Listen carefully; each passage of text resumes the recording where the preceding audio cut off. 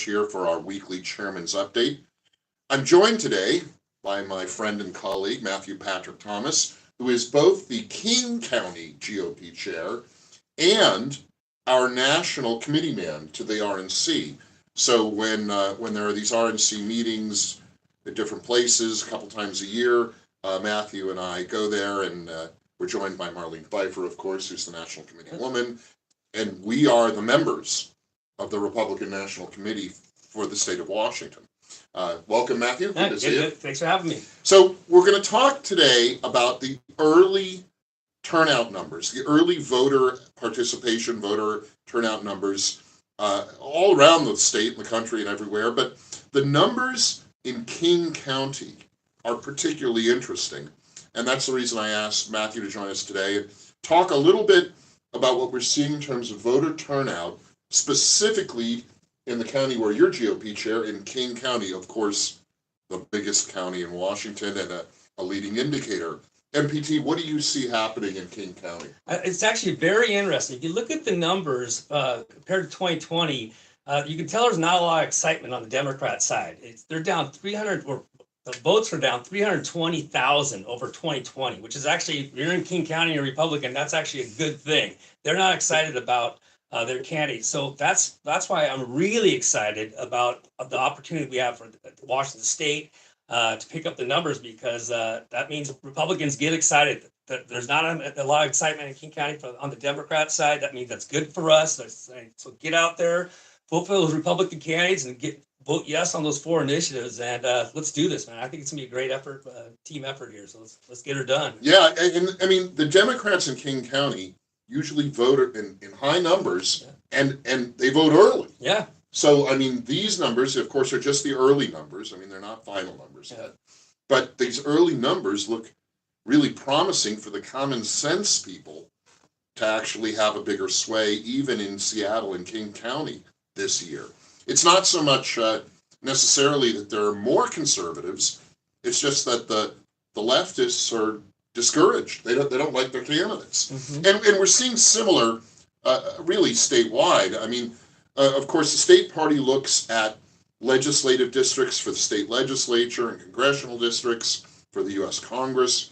And in our kind of targeted legislative districts for Olympia, for the legislature in Olympia, the same early numbers look similarly promising.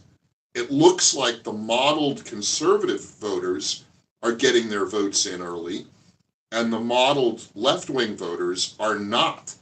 And I think they're just discouraged. They don't like the presidential choice. I don't think they like their governor choice very much here in Washington. I'm sad about that. They're just not motivated. And the initiatives may be an extra part of that the initiatives are not policies that the left likes. So they don't have a lot to be for.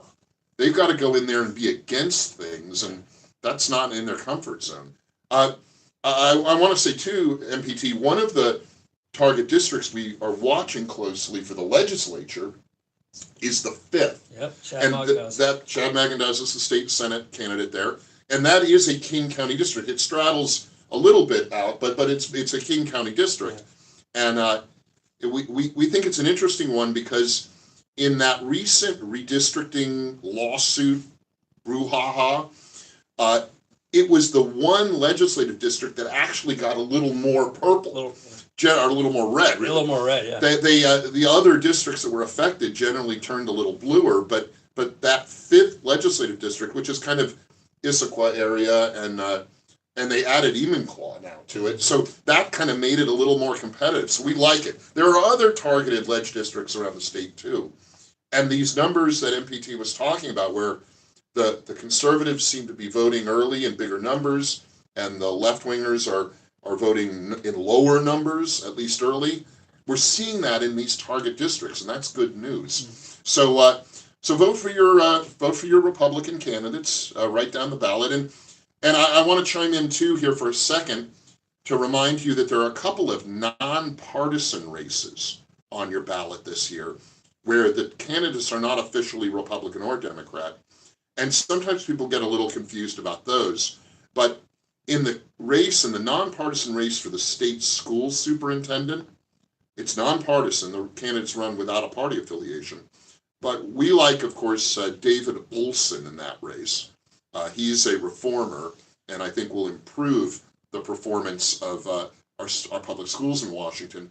Olson is currently a member of the school board in the Key Peninsula School District in Pierce County, and they've had very good improvements in their performance of their kids, while a lot of districts are getting worse here in Washington. So Olson's got a proven track record of success. And then the other nonpartisan race to look for, of course, is that open seat in the state Supreme Court. It's fairly rare to get a true open seat on the state Supreme Court, because the left-wingers usually play that game of retiring halfway through and appointing. This is a true open seat. And in that race, it's another guy named David.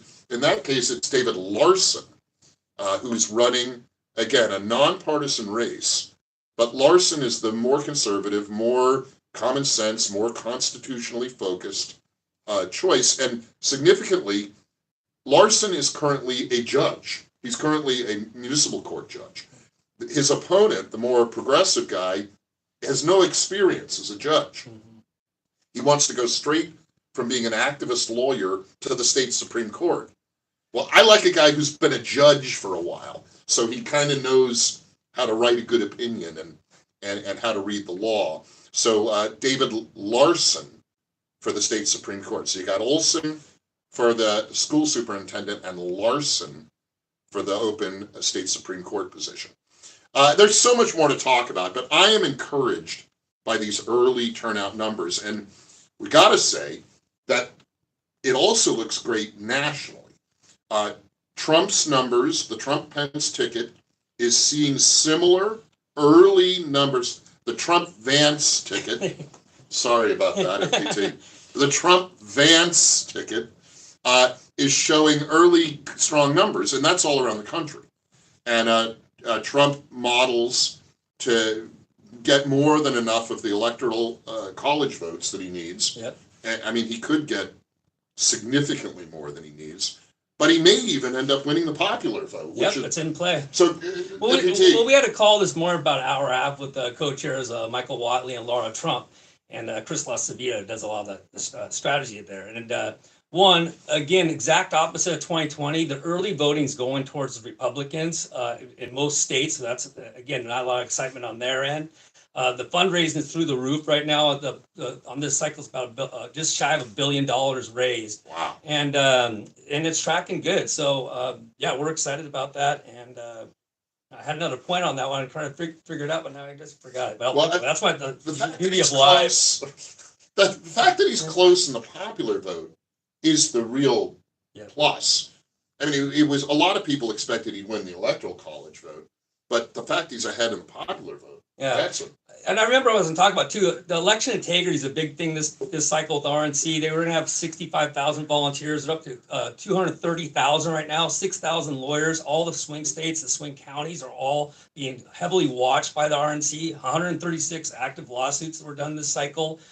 77 of those won. Still some active. So it's really proactive to protect that, make the rules of the road fair for everybody, and protect that vote. So we're proactive this cycle. It's the largest RNC program ever involved in any program, especially election integrity. So we're excited.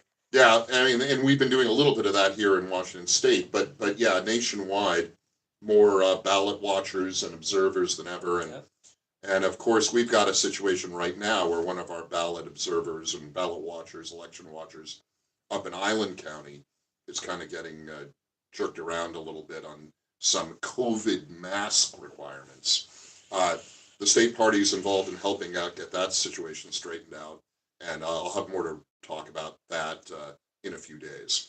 But for now, these early voter turnout numbers, your work is working. They look very promising, both in King County, in Washington State, and nationally. So more conservative voters are getting out that vote earlier, and it's going very well. And that's going to be good for everyone, from the Trump-Vance ticket to the state Reichert campaign for governor on to the legislative districts. At this point in time, we're more optimistic than we were 4 years ago or 8 years ago. So, MPT, thanks for being here today with me. Thanks for having me. Great. And everybody, this is looking good, but don't stop. Don't spike the football. We've still got a lot of work to do this last few days in this election cycle. Until next time, stay strong and be well.